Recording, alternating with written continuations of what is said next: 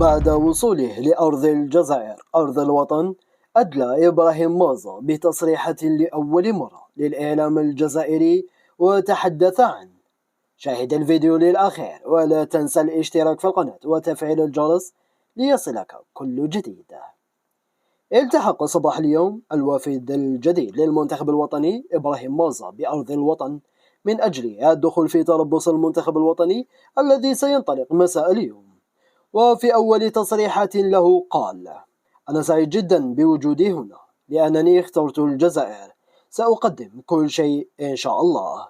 وأضاف: أنا فخور وممتن جدا للعب هنا، سعيد بالحصول على هذه الفرصة وسأبذل قصارى جهدي لتقديم كل شيء.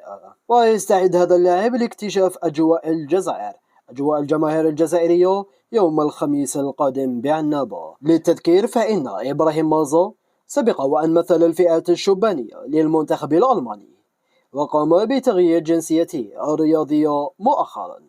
كل التوفيق للاعب وإن شاء الله يقدم الإضافة المرجوة منه.